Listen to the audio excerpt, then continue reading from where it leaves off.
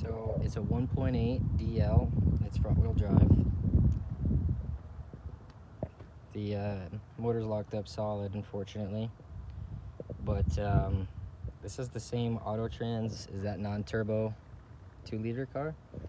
And 2-liter. But look at this interior. It's literally a time capsule.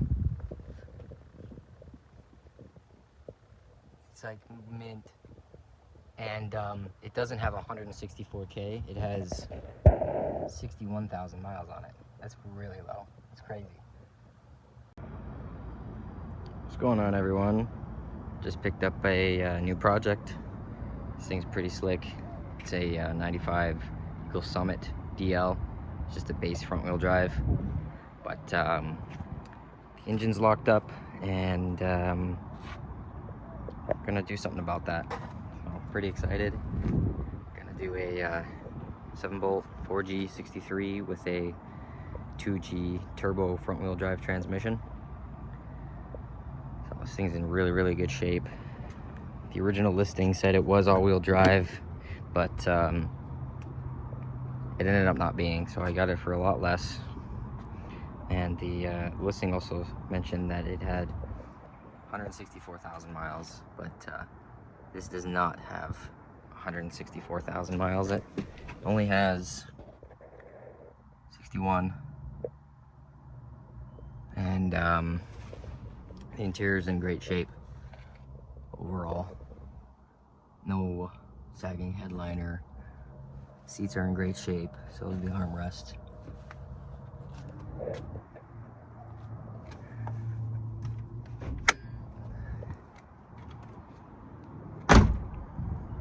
The engine is completely seized. I already went ahead and pulled it.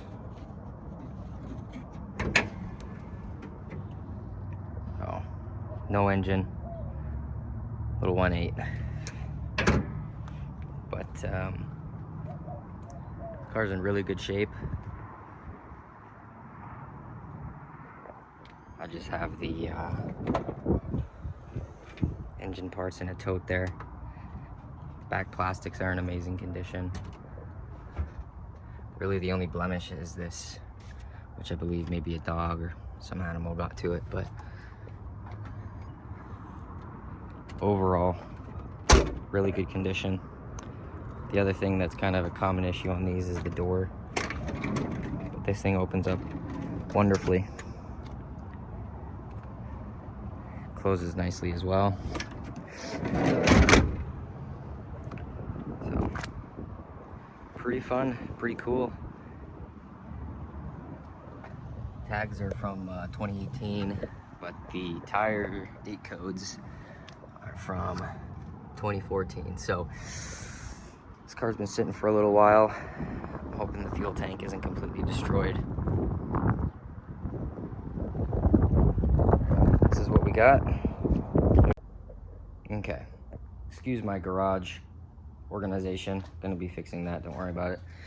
Here's a 2G front wheel drive turbo transmission, and picked this up last night. It's from a 99. I have the front and rear roll stop mounts for it. Another thing that I'm discovering is the Boosted Fabrications 2G auto in a 1G chassis mount fits perfectly in the Summit. I can go ahead and show you a picture of that. This is the 1.8 that was pulled out of the Summit here. The transmission is a lot different, and so are the mounting provisions in the rear. So I'm gonna have to see, you know, what to do about that. This transmission here is just from a VR4. Sorry, my apologies. Non-turbo NA 3000 GT, but it's the same W or F4A33, yeah, F4A33 as a 2G turbo. This one might not have the tag, it's really dirty. Anyway, these are 33 transmissions. So if this one's got some issues, I got core parts to repair that. What is going on, guys? It has been a long time between videos. I know I did kind of an introductory video on this car, but we are 4G63 swapping this vehicle. It is a 94 Eagle Summit DL, so it is the 1.8 liter front wheel drive base model, crank windows, everything. But today and over the next coming weeks, I'm going to show you how to 4G63 swap one of these small, quirky little minivans. So initially I was going to go to the junkyard, source a 2.4, build it that way, yada yada. Plans changed.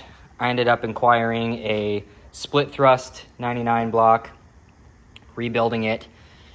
Had a damaged piston, and so I re-rang it, new bearings, ARP rod bolts, L19s, OEM gaskets, forward-facing housing, and then the the Kevlar Mitsu belt from the Evo 9s. And typically people 5-speed swap these or ditch the auto, but I'm actually going to be keeping the auto.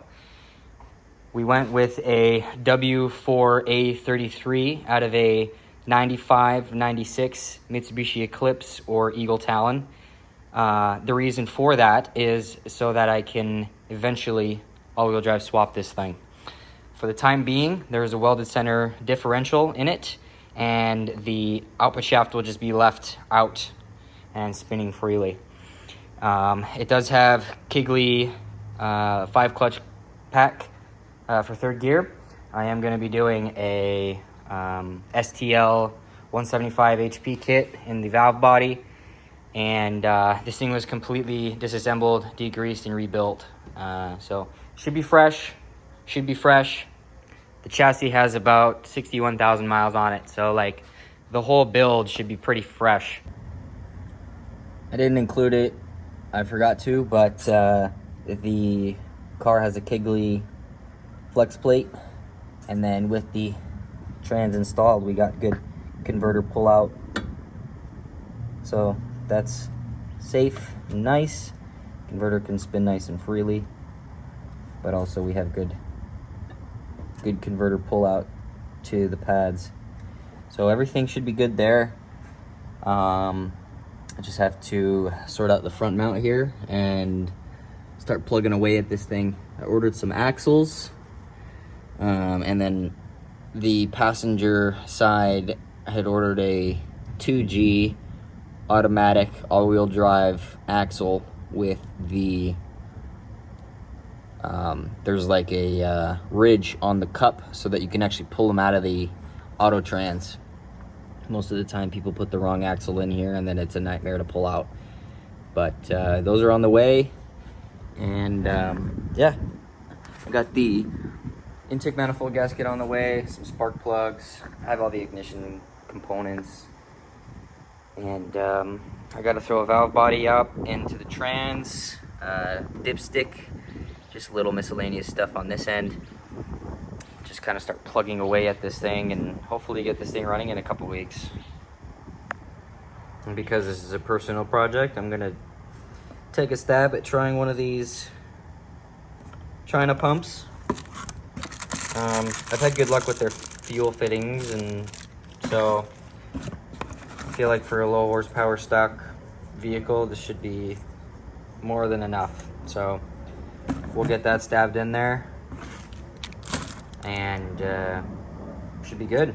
I got a bolt-on fuel regulator that I'm gonna put on here as well. That should look nice. Let me go ahead and show you guys in the back here. I have it partially disassembled right now because I'm getting the fuel tank cleaned out. Let me go with a flashlight. Give me one moment. Okay, so in all reality, the fuel tank isn't that bad. I have to clean it a little bit, and so part of me is deciding whether I want to drop it or to just clean this kind of immediate area here, and then just kind of let, pretty much have a sacrificial fuel pump and filter, and just let it kind of clean up this garbage. Replace the pump if it comes down to that. So I don't really want to remove all these like emissions lines and the fill neck. Usually those components are kind of hard to get to now, or hard to get, so a lot of them, like a lot of the rubber stuff, will break, and I'm not really looking to do that. So what I think I'll do is like hit this with some parts cleaner or some sort of cleaner, and see if I can just get this immediate area sorted out first before anything. All right, so I got the sending unit installed. I didn't get any videos of that, but I had to free it up. It was frozen from some of the corrosion. Got that fixed, got the sending level working, and the wire for the fuel light broke off, so I was able to fix that as well. We got a generic China cheapo 255. We'll see how long it lasts, but it's more or less a sacrificial pump to what's going on in here. Speaking of inside the tank, I was able to kind of clean it out a little bit with some vinegar and parts cleaner. You might be able to see the sending unit in there. Yeah, so I was able to get that all good and fixed. So that's all good to go. And now we're just gonna drop this fuel pump in there, and we'll be all addressed here. I'll be able to get the interior back installed and the seat back in. I also got a fresh fuel filter. It's just a standard replacement Rock Auto Special. I'm gonna convert the banjo side to a 6AN that'll ultimately feed the rail. But yeah, that's about it for the fuel system. We just have fuel injectors, rail spacers, and then the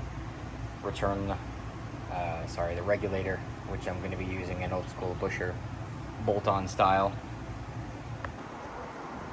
I just wanted to give you guys a quick rundown of the mount situation that I'm going to be using on this Eagle Summit. So first off, I started with a 2G timing side mount, and then I got polyurethane inserts and modified it slightly so that the rubber doesn't stick out all the way. And my reasoning for that is so that the engine can sit a little bit more forward bias. I noticed initially when I had put the untouched mount in there, it was sitting kind of canted over a little bit. So to fix that, I urethaned the rubber in and essentially made it so that it just barely sticks out, so that it doesn't rub and hit the frame or the cup inside the cup there. And then transmission mount is a Boosted Fabrications 2G auto and a 1G chassis. And then same thing with that. What I did was moved the mount back slightly, and so that it can have a straight angle.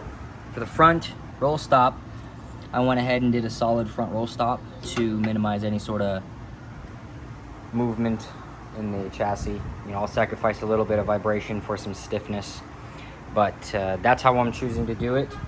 Your mileage may vary, but that's how I'm gonna attempt it on this one. So I'll give you guys some updates and see how, you know, once it's all together running and driving, how it feels. And if I hate it, I'll change it. If it's fine, I'll rock it. But for now, that's what we're gonna use. Now, if you're planning on staying auto, then it gets a little convoluted. The Summits are cable driven like the 1G DSMs, but in order for you to have a working Speedo, you need a 1G turbo speed sensor. It's got the length that reaches the Speedo gear. Like a 5-speed one's too short. and then you technically, I mean, you could use a 2G VSS, but you'd only have ECU speed and your, you know, I'm not sure. There's maybe a different way of pumping out signal from the ECU or from the speedo sensor to the speedometer, but this is the way that I'm going to use, and I'll report how it ends up working. For now, as you can see, the tab has been damaged, so I'm using a zip tie to secure it. It's in there. It's not going to move. So yeah, that's the speedo situation. I also got the axles in. In terms of axles, what I decided to use was a 2G half shaft and the outer axle. So that's necessary if you're doing an all-wheel drive. Now, if you're doing a front-wheel drive, you might be able to get away with using a 1GB turbo axle because it's a 27 spline inner as opposed to the 25 spline like the all-wheel drives are. So that's the way I'm doing the driver's side. And another reason I'm doing this is because of the equal length half shaft. This should minimize torque steer somewhat, but that's just a new Rock Auto Special 2G outer driver side automatic. I think they're all the same because the 1G 5-speed, and I compared lengths earlier, and 1G 5-speed is like the same length. So I think the driver sides for an all-wheel drive are all the same.